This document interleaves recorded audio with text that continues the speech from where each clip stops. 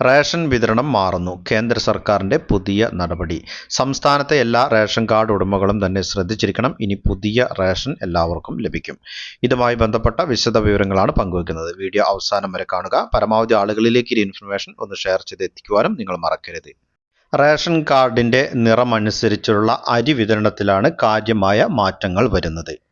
അന്ത്യോദയ അന്നയോജന കാർഡിനുള്ള, അതായത് മഞ്ഞ റേഷൻ കാർഡിനുള്ള ധാന്യവിഹിതം ഇനി കുറയും. റേഷൻ വിതരണത്തിലെ അസമത്വം ഇല്ലാതാക്കുന്ന നടപടിയാണിതെന്നാണ് കേന്ദ്ര സർക്കാർ പറയുന്നത്.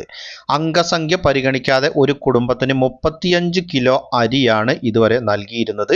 ഇത് അസമത്വം ഉണ്ടാക്കുന്നുവെന്നും കൂടുതൽ അംഗങ്ങളുള്ള കുടുംബങ്ങൾക്ക് പ്രയോജനം ലഭിക്കാനാണ് പുതിയ ഭേദഗതി എന്നുമാണ് കേന്ദ്രം വിശദീകരിക്കുന്നത്.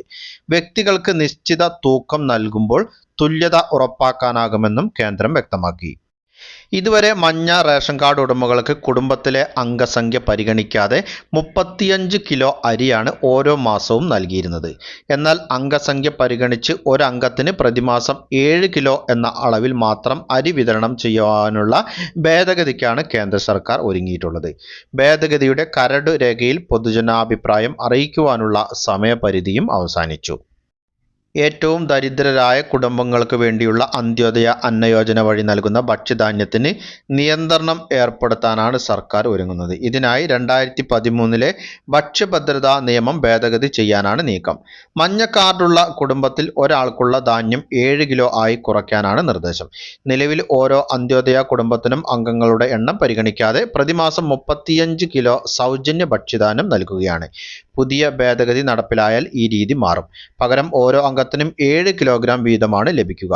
എന്നാൽ ഒരു കുടുംബത്തിന് ലഭിക്കാവുന്ന പരമാവധി ഭക്ഷ്യധാന്യം 35 കിലോ തന്നെയായി തുടരും.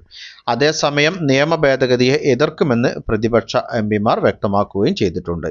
ഇത് 2ാം തവണയാണ് കേന്ദ്രം നിയമത്തിൽ ഭേദഗതി ചെയ്യാൻ ഒരുങ്ങുന്നത്. 2017 സമാനമായ ഭേദഗതിക്ക് കരട് പുറത്തിറക്കിയിരുന്നു. റേഷൻ കാർഡുമായി ബന്ധപ്പെട്ട് മറ്റൊരു തീരുമാനം കൂടി വരാനിരിക്കുകയാണ്.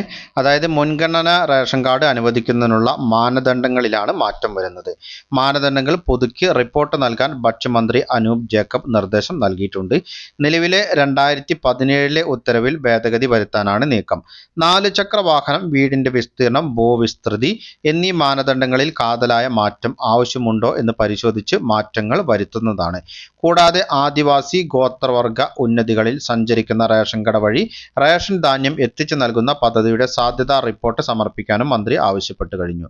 സ്കൂൾ, കോളേജ് തലത്തിൽ പ്രവർത്തിക്കുന്ന കൺസ്യൂമർ ക്ലബ്ബുകളുടെ നിലവിലുള്ള പ്രവർത്തന രീതിയും അദ്ദേഹം വിലയിരുത്തി.